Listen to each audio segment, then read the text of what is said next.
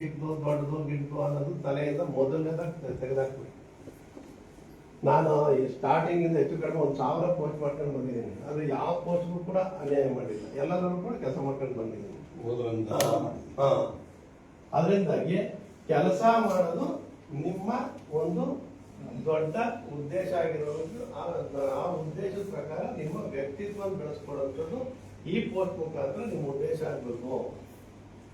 ನಾನು ಈ ಪೋಸ್ಟ್ ಅಲ್ಲಿ ನಾನು ಒಂದು ಚೆನ್ನಾಗಿ ಮಾತಾಡೋದು ಕಲಿತೀನಿ, ಇದನ್ನೆಲ್ಲರೂ ಕೂಡ ಚೆನ್ನಾಗಿ ಕೆಲಸ ಮಾಡೋದು ಕಲಿತೀನಿ, ಜನಗಳನ್ನ ಯೂಸ್ ಮಾಡ್ಕೊಳ್ಳೋದು ಕಲಿತೀನಿ, ಎಲ್ಲರ ಪ್ರೀತಿನ ಸಂಪಾದನೆ ಮಾಡೋದು ಕಲಿತೀನಿ ಅಂತೇಳಿ.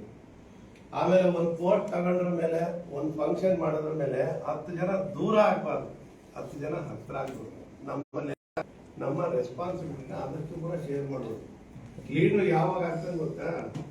ನಾವೇ ಬ್ಯಾನರ್ ಕಟ್ಟಿ, ನಾವೇ ಗಾಂಗಂಡ ಜೋಡಿಸಿ, ಟೇಬಲ್ ಜೋಡಿಸಿ, ಎಲ್ಲಾನು ಬಂದು ಕಾಯ್ಕೊಂಡು ಕೂತ್ಕೊಂಡ್ರೆ ಬನ್ನಿ ನಾನೇ ಮಾಡ್ತೀನಿ ಅಂದ್ರೆ ಅದು ಬಹಳ ಈಸಿ ಕೆಲಸ.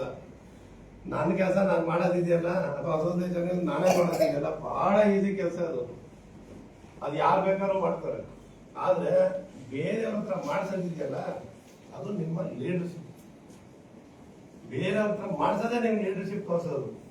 ಅವ್ರನ್ನೆಲ್ಲ ಕರ್ಕೊಂಡು ಎಲ್ಲರಿಗೂ ಕೂಡ ಕೊಟ್ಟು ನೀವು ಅವ್ರ ಹತ್ರ ಎಲ್ಲ ಮಾಡ್ಸೋದಿದೆಯಲ್ಲ, ಅದ್ರಲ್ಲಿ ಕೆಲವರು ಒಂದ್ಸರಿ ಮಾಡ್ತಾರೆ, ನಿಮ್ಮ ಇದ್ರ ಪ್ರಕಾರ ಬರಲ್ಲ, ಯಾವಾಗಲೂ ಕೂಡ ಬರಲ್ಲ, ನಿಮ್ ಸ್ಯಾಟಿಸ್ಫ್ಯಾಕ್ಷನ್ ಪ್ರಕಾರ ಬರಲ್ಲ.